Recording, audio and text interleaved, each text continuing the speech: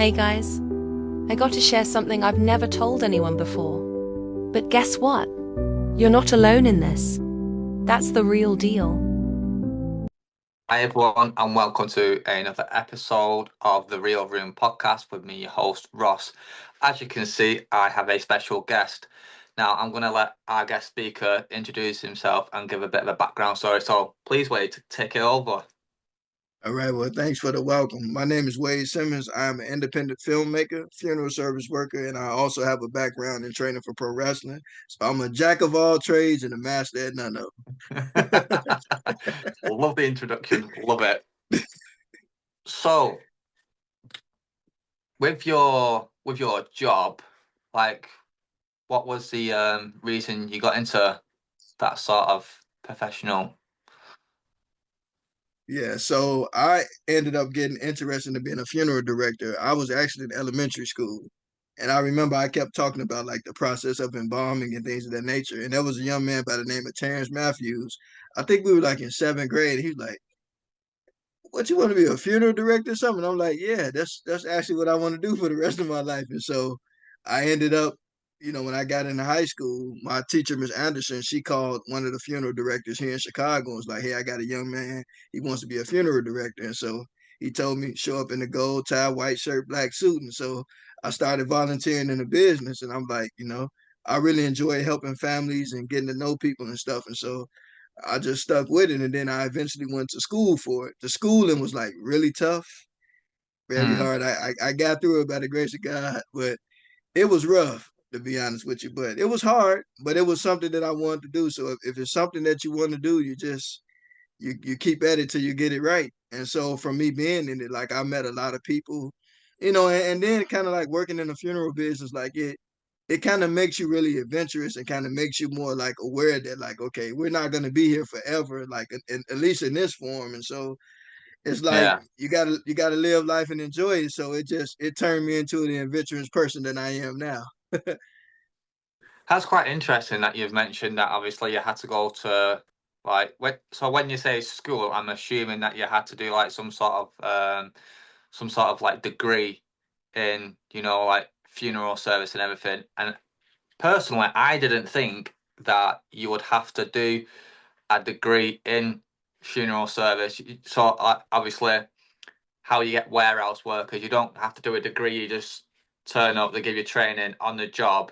I just thought it would be something like that. Do you know what I mean? Because it's it's something that you don't really think of as a job. Absolutely. Do you know what I mean? Obviously, you Yeah, I see them got you. about Yeah. on the day, and obviously, people have called them when Yeah, in that situation as well. But you don't think that you have to go to school or anything or do some sort of like masters or some. absolutely. It's crazy to learn, and I actually didn't know that, so I've learned something new today. So thank you for Yeah. sharing that Schooling was information. very schooling was very tough. It was hard, but I met a lot of cool people because, like, when you go to school to be a funeral director, right? You're not going to school really just alone to be a funeral because in funeral director you got to take up law, you have to take up counseling, psychology, chemistry, business management, a whole lot of different things that it entails. And so, because as a funeral director, you wear many hats. So it's like it's a very interesting field to be in. It's a lot of people getting into it now, but it's like I think if you do it, it has to be kind of something that you like to do and you enjoy helping people. It's not always about the money because in certain communities, you may have to give a little more than you take at times. So you know, Have you ever been in that situation where, obviously what you just mentioned then, like where you've had to give a little more than what you've taken? Oh, absolutely. I worked for one of the bigger firms in Chicago. I was with them for 13 years. And so one thing about them is they've helped a lot of families. They've given to a lot of families. And so I kind of learned that trait from Mr. Leak actually. And I think again, anybody's in this business, like, it is a business, but you got to have a heart because not everybody has the same situation. And not everybody have insurance and not everybody have the money to always properly bury their loved ones. So, it's something that's necessary, but it's just you try to help the family figure out what works for them, you know. So to me, it's more about being more of an educator than a salesman, you know. Yeah.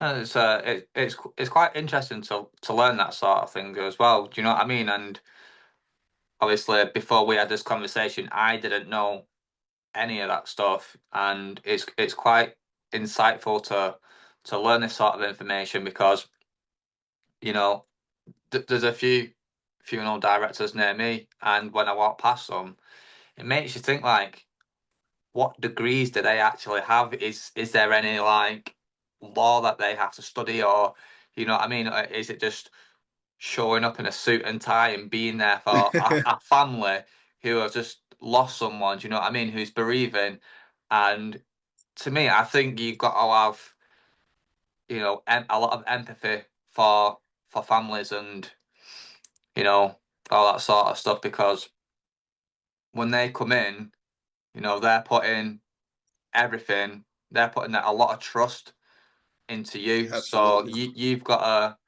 you know, not trust them back. It's like obviously you've got to show them what you're capable of. Do you know what I mean? And it's just that sort of service as well.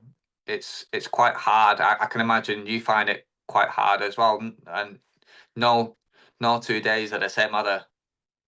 Absolutely. Yeah, you hit it right on the nail. Like really, to be honest, it's a very unique business because again, it gives you a different perspective on life. And I think because you got to think about it, like when you're in the funeral business, you see some people make it to be 100, some people make it to be 102, some 103, some only make it to be 1 or 2 years old, some only make it to be 35, some only make it to be 75, some only, I mean, it's really eye opening, and it really makes you just really like cherish every moment and want to help people because again, death is not always something that is planned out. I mean, I remember a few years ago, it was a guy, and they were like a pretty demanding family, and I get it, and because I know like I actually had something to do the day before, and so the family needed some help with something, and I was there, and I was able because I do film too, so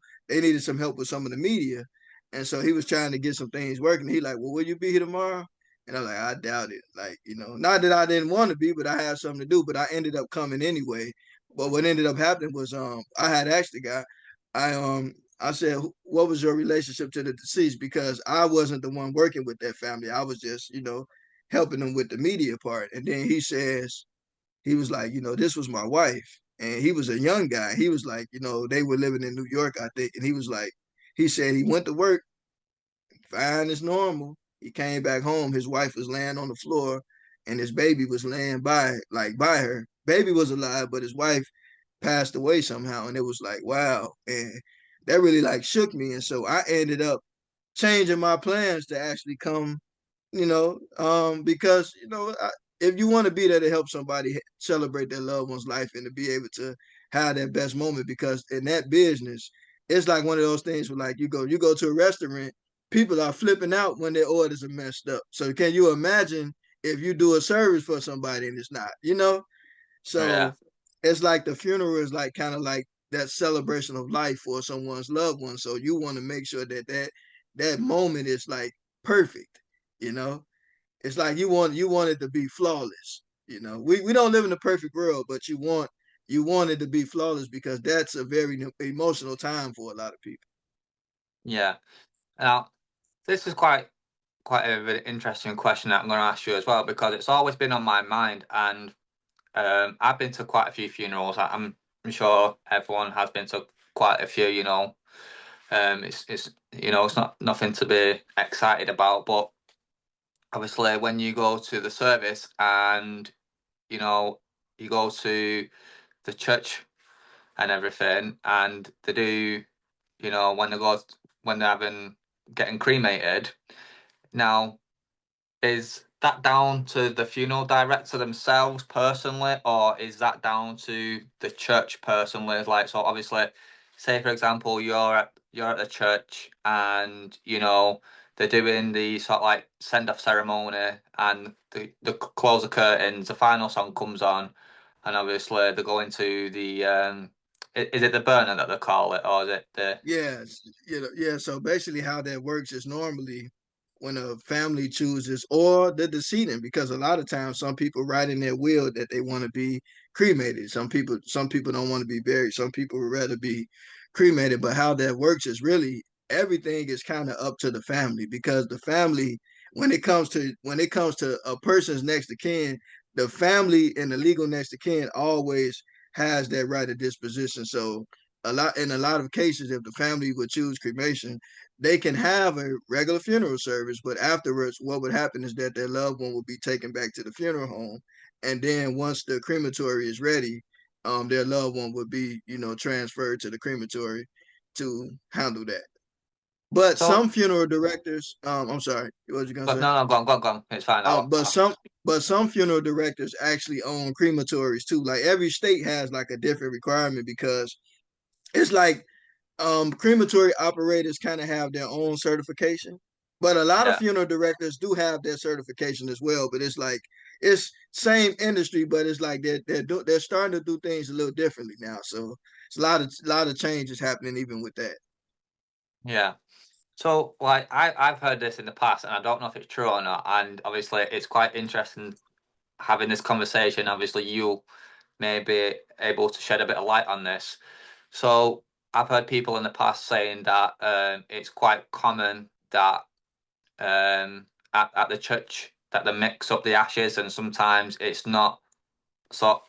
Well, obviously, like when you get your vase with the ashes inside of it, sometimes they can mix up the ashes and it's a bit of one person and like majority of the actual deceased. Do you know what I mean? Is that an I actual got true what you're saying. statement, or is that like So I think it's just kind of like more of what people think happens, but actually once you cremate a person, yeah, you're supposed to always clean your machine out. It's not like you just throw a bunch of people in and just start. No, like you're not supposed to do commingling and things like that. So like from what I know, because like I said, I do know people who own crematories, and I have did some work with some, and actually I'm actually working on getting my certification back, because I let mine lapse, the one that I had, so I gotta redo my certification. But no, by law, you're supposed to do everything legally and ethically. And so you definitely want to make sure that you are giving the family back the right person. And so that's like very important. And yeah. I mean, I hope that's what people doing. Yeah, well, it's just a bit of hearsay, isn't it? Do you know what I mean? And it's just, Yeah. I think that would be the most horrific thing to actually happen. Thinking that you've got your full deceased family member in this vase, and you know the place that sorts it all out phones you up and goes, by the way, that's not Bob, it's half a Jill and half a Bob. Do you know what I mean? You're Yeah, like, well, again, that's why I always say that as a funeral director, whatever crematory you do business with, it is due diligence to always go check things out for yourself. yeah, And they do have some crematories where like the family can actually witness the cremation. So, yeah, everybody kind of has a different policy. Like me, I'm one of those people who were like, I really believe that personally, I think that all cremations, really, to be honest with you, I think it would be better if the family have the wish to witness it. I don't see anything wrong with a person if they want to, witness it. I think that that's their right. I think personally that should be optional. I don't know. That's just me, but I think, because like, just to your question, right? Like it's a very legitimate concern, because we do know that there were some cases where some things have happened in some other states, but like I said, you never know what anybody do. But I think that just like when you go to the cemetery, and because we've all pretty much been a funeral service. I've lost a lot of relatives that transitioned over to the other side and went to the cemetery plenty of times. And we were there to just kind of, witness that final moment. And so, me personally, I think that that's what should be done with cremation as well. That's just me. That's just Wade Simmons talking. That's just my own twist on it. yeah. So talking about twists and stuff like that, you've mentioned previously about your filmmaking and everything. So is that something you got into as a hobby? You know, was it a bit of a side hustle, or what was the spark in the head, and you was like, I'm gonna get into filmmaking? Oh man, you hit it right on the head. It's a little bit of both. It's kind of a hobby and a side hustle. But what happened was when I was a little child, right? I said I was gonna do two things. I said I was gonna be a funeral director and a film director. And I remember it's funny because we were in high school and we had a teacher named Miss Jackson our freshman year. She had us write out a plan for our life. And in my plan, I said I want to be a funeral director and a filmmaker, and I was going to move to Colorado. I don't think I want to move to Colorado now, but I said it at the time. But but the rest of the plan pretty much is in place. But what ended up happening was that when I went to school to be a funeral director, we had like these exams we had to take. So after I graduated, like when a lawyer goes to law school, they have to take like a bar exam and things of that nature. But before we can even sit for like the national board to become a funeral director, we had to pass a test before the test. So when I got out of mortuary school, I'm like, you know what? I'm studying like this was like set like for 7 months after I graduated. I'm like, I ain't passed this test yet. I'm like, you know what? If I don't pass this test, I gotta figure something out. So I thought about being a plumber and a veterinarian, and I went to Vegas and I went down there to work with my uncle who's in the plumbing business. I'm like, my family is good at this, but this is just not me. And so when I got back to Chicago, I'm like, why not maybe try being a veterinarian? I went to the school, I saw like the puppies with one legs and all the sick animals. And I'm like, I love animals, but I don't know if I want to deal with sick animals. And so I'm like, if I'm gonna go back to school, I prayed. I'm like, God, if I'm gonna go back to school, I'm gonna do something that I actually enjoy. And so I chose film school. And right when I went to film school, I passed the first part of the funeral director test. Like it took me 7 months, and then I passed it when I go to school for something else. It's crazy, but that's literally what happened. And so when I got in film school, I'm like, tomorrow not promised to anybody. So before I graduated film school, I had already made like 14 short films. Like I So was like I was having fun, man. I was living in the moment. so with your like film directing and stuff, is there anything specific that you like sort of like hone in on, or is it just like, are you just like quite an open book? You're not too bothered what you're filming, or do you have like a set film? Do you have like a genre or anything? Yeah, well, me personally, like a lot of my film has kind of more became visual poetry.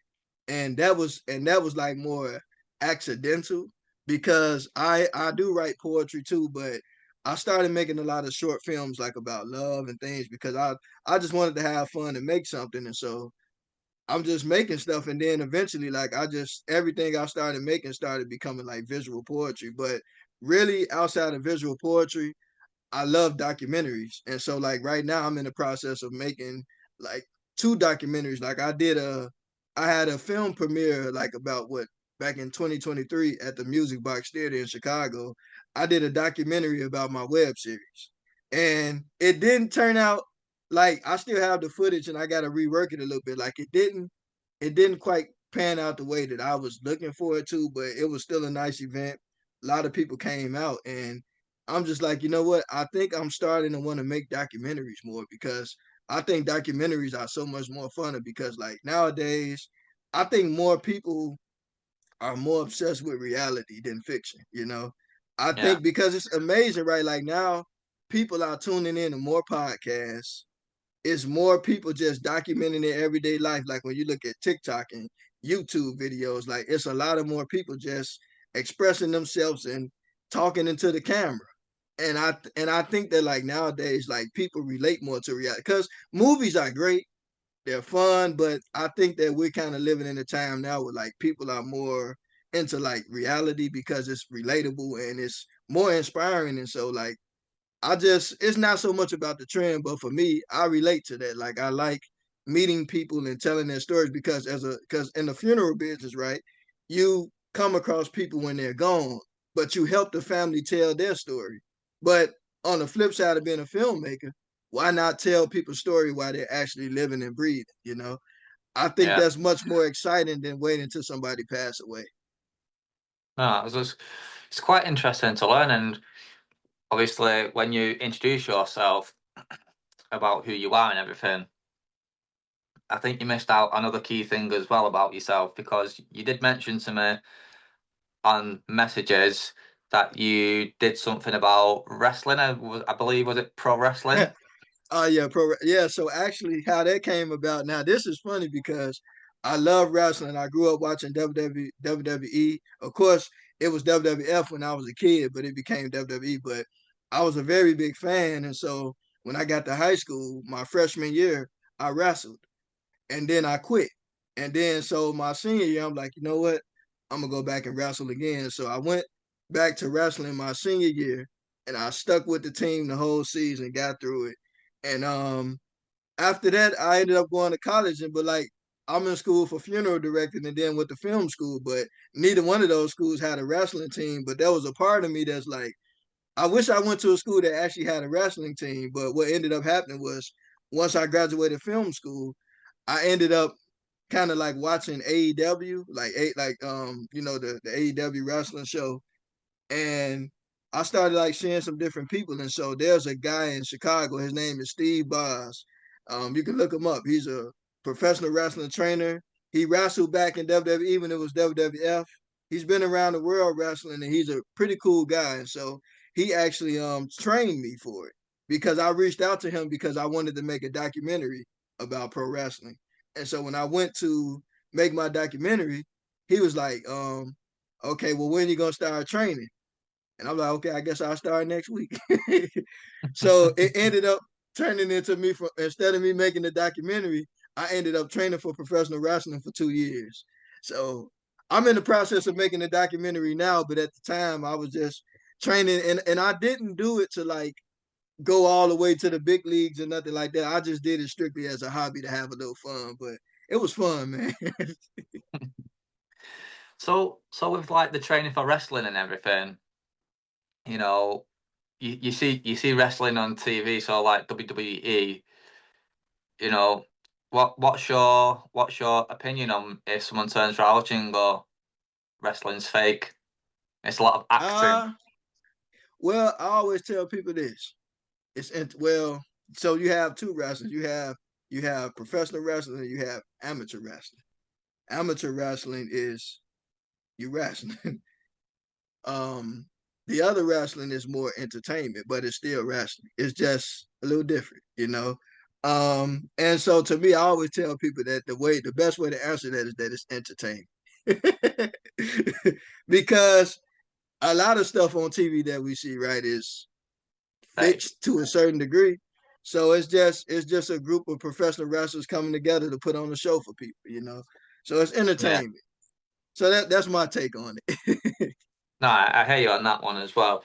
So with you sent a YouTube link over to me, and prior to obviously doing the interview as well, he gave me a bit of a insight about it. So can you obviously tell myself and obviously whoever's watching what that thing was?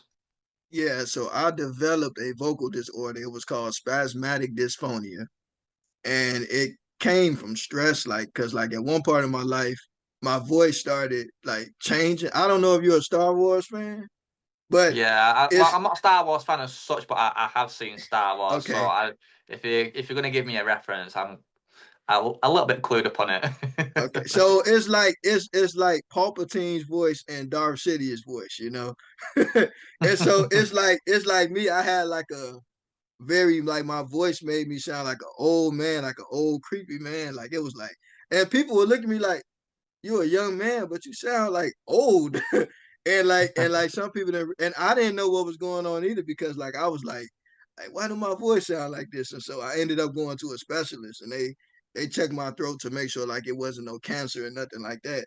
And so the doctor's like, no, your vocals are kind of tight, but and so I ended up going to a specialist, and I ended up kind of doing the research myself, but he was like, yeah, you have spasmodic dysphonia. And they wanted me to take like these Botox injections. And I'm like, I trust God. I don't know, like, I'm not telling nobody not to take their medicine, nothing like that. But I don't know about no Botox. Like, whoa, like I don't know about that because it's like I don't want it to worsen. But I ended up talking to a voice therapist, and when I went and did voice therapy, we was singing and having fun, and my voice was cool, and so she was just teaching me how to master my voice. Like Yeah. how to gain control and get it back. And so she tell me, she like, you know what, Wade, you went to school to be a filmmaker and you're wrestling. She said, but you working in that funeral home, she said, do you think you might want to quit the funeral home and just be a filmmaker? So she actually kind of helped me see where the stress was coming from. And then I noticed when I was at work, my voice got worse. But Mm. then when I was doing film and having fun with people, it was normal. And so it was crazy because like it got so bad that at the funeral home I was supposed to wear a tie, but I couldn't even. I don't really wear ties around my neck anymore because I don't want to strain my voice. But it was like crazy, and it was funny because like the owner thought that I was doing it on purpose. Like he like, why when you hear my job, you sound like this, but then I see you on the podcast or whatever, you sound like you happy.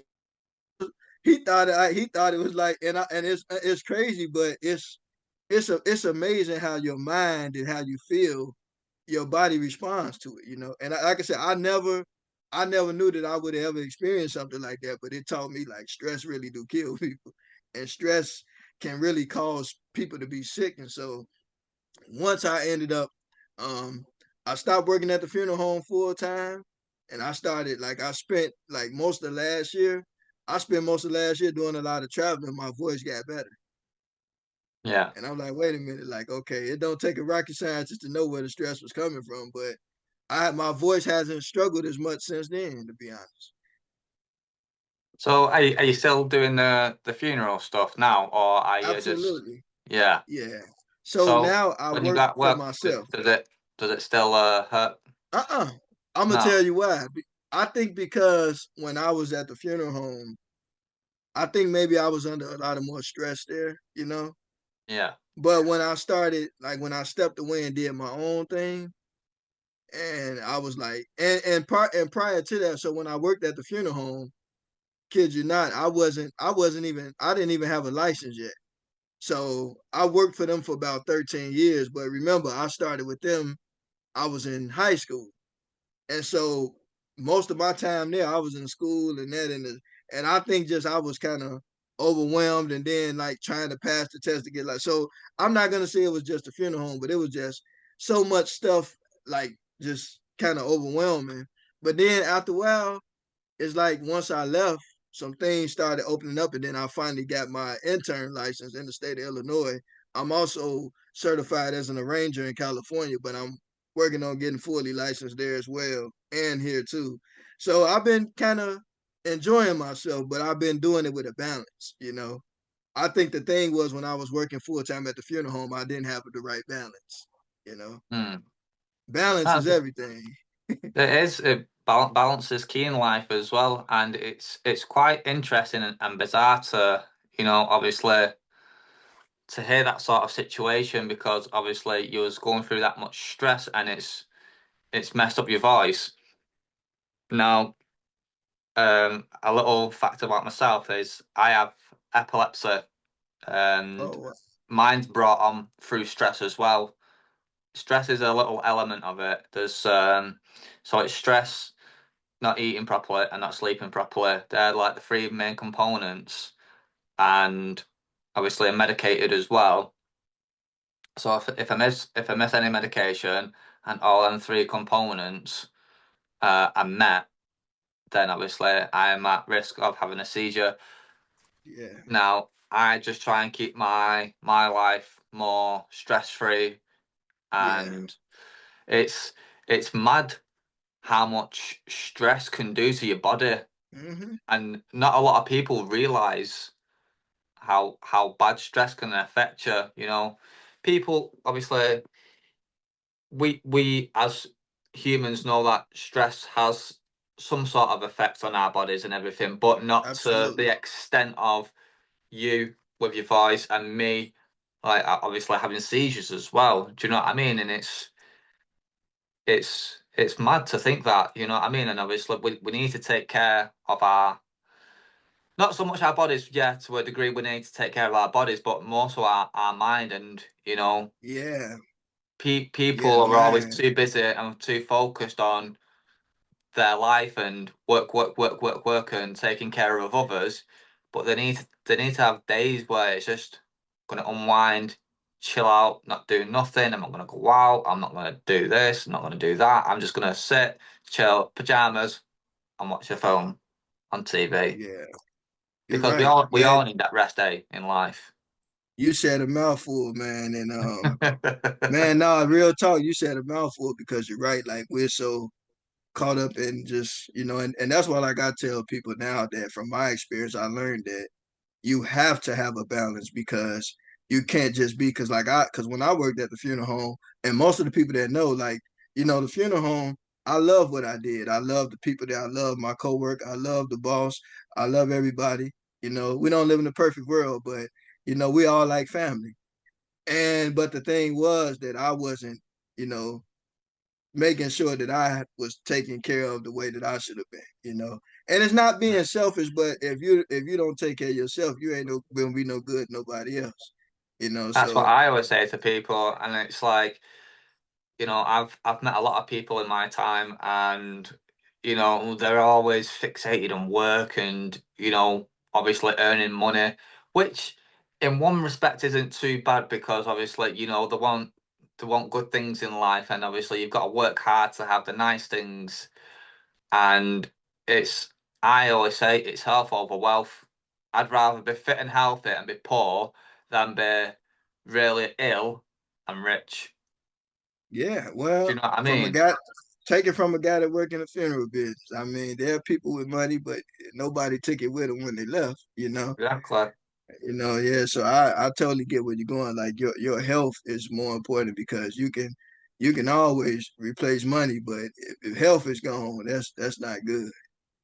Exactly. And Yeah. it's like if you get to the extent of being that poorly and that ill with yourself, and you have to have, God forbid, an arm taken off or a leg taken off, or you know, a male's private bits taken off. You don't know, do you? Do you know what I mean? And money can't replace the arm. I mean, you can get a prosthetic arm and a Yeah. fake leg and all that sort of stuff, but you know, God forbid if you lose one of your testicles through ill Oh health and yeah. everything. It's not like I don't know of anyone who's got a fake testicle. Do you know what I mean? And it's just like, well, Yeah. you know, we need to take care of ourselves in that sort of respect as well, and you know, not get too burnt out. And I think people are too fixated on, you know, wanting the best in life and wanting to be the Yeah. best and wanting to provide. Again, I get that.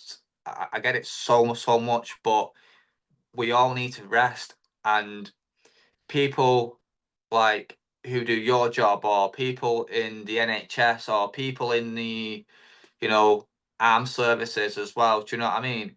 People who do Yeah. them sort of like hard jobs like police, fire brigade, ambulance, healthcare workers, funeral directors, anyone with a like a massive strain and stressful job.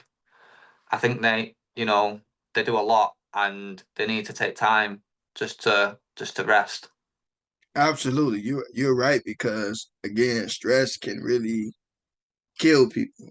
And I Yeah, think that a lot of people's life have gotten cut short um just by not taking proper care of themselves. And so I think that it's so important to have a work balance and have a balanced life because if you don't, again, if you don't take care of yourself, we're not gonna be any good to nobody else. And so I think it's so important. And like you said, like, okay, we do need money to pay bills and things of that nature, but to not overly be obsessed with because like even me, right? Like as a filmmaker, I'm one thing about me, like I don't knock other people, but like with me, I believe heavily in promoting, but I don't overly promote. And what I mean is like, I'm not like spending all day just like I got to do this, got to do that. No, like, if God bless me to meet good people like yourself, I'm grateful for it. I'm not like I'm not like all day just trying to like no, because you have to live too. You don't want to get so consumed because like and like nowadays we live in this world with like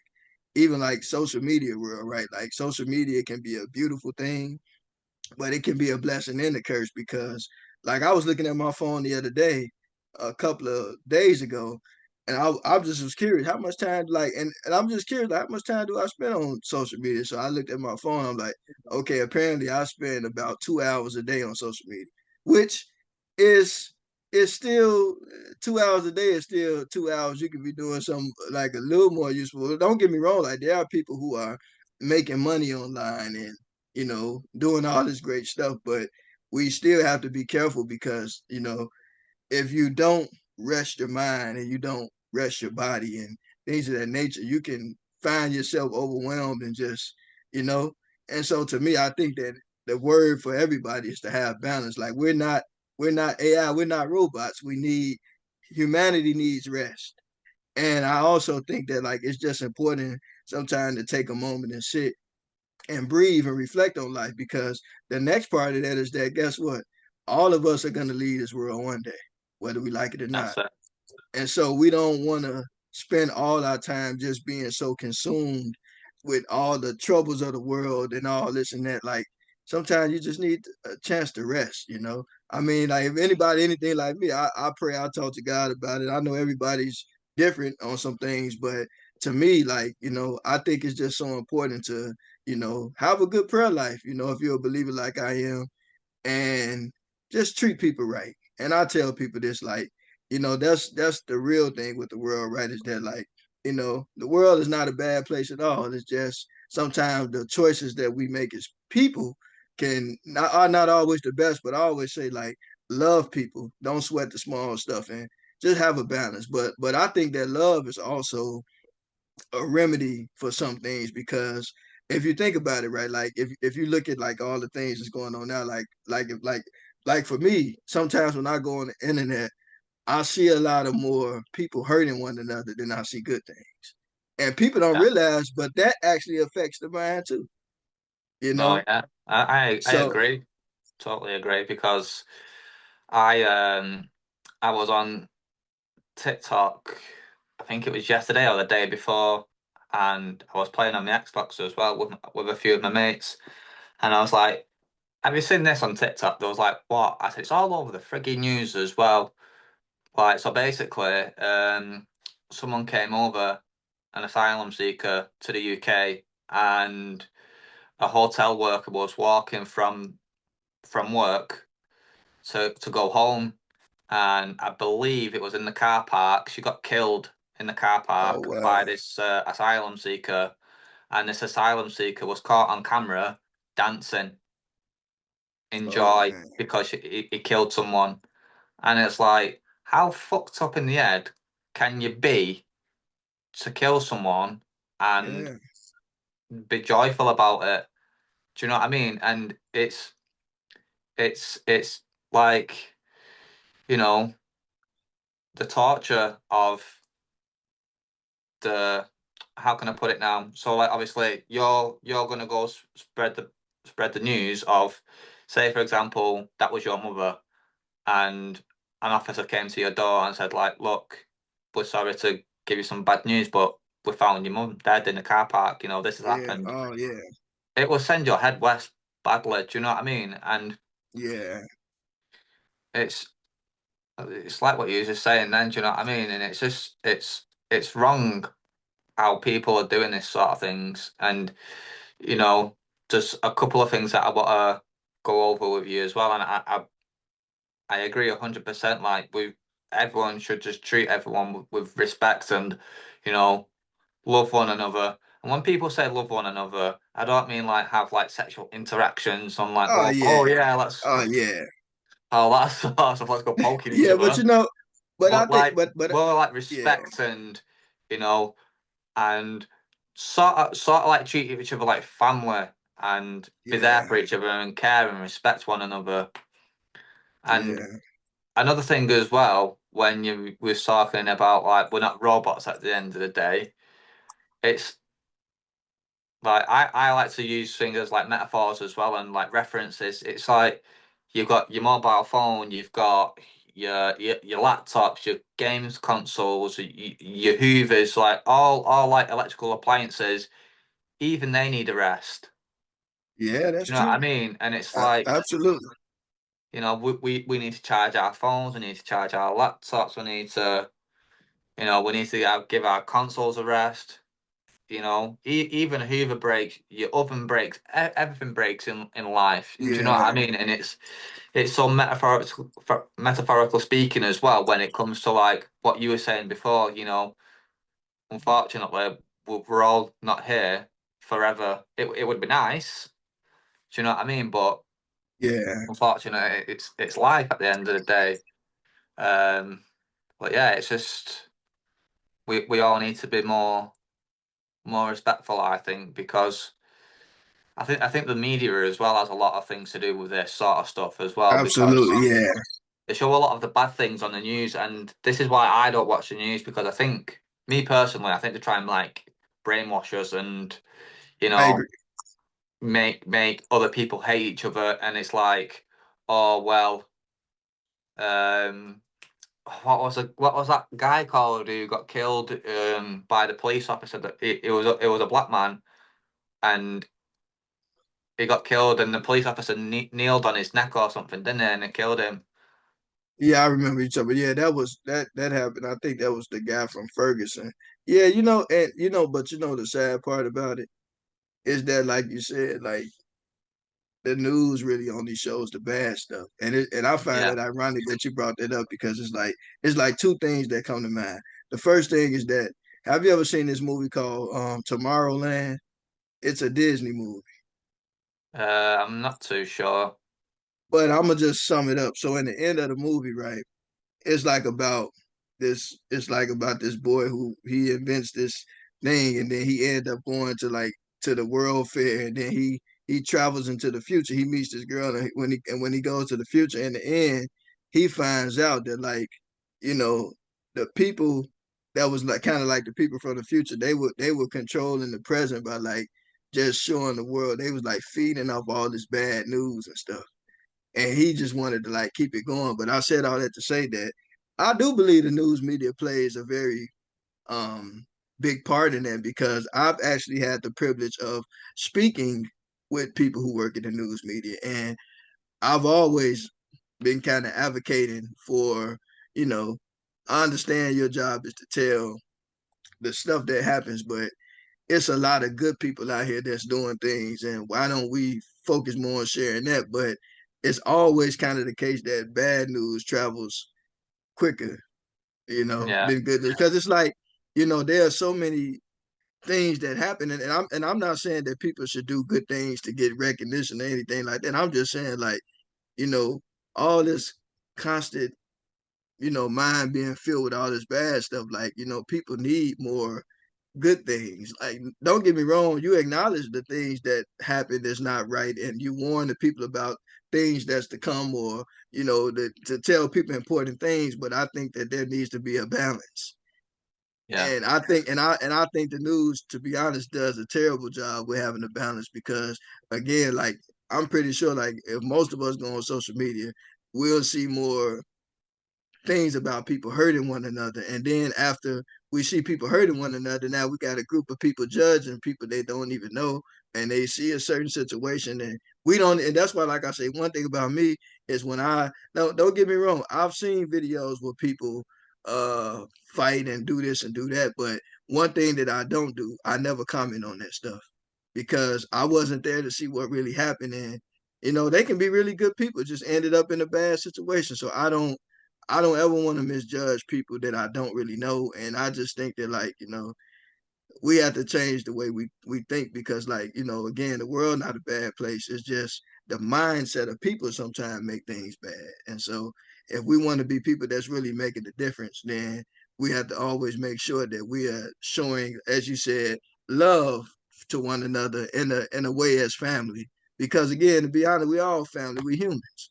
We human beings, and some people may have a little more money than some people. Some people may not have as much, but at the end of the day, it really don't make a difference because again, all of us got to leave here one day, so we might as well treat each other right and be loving towards one another and be kind.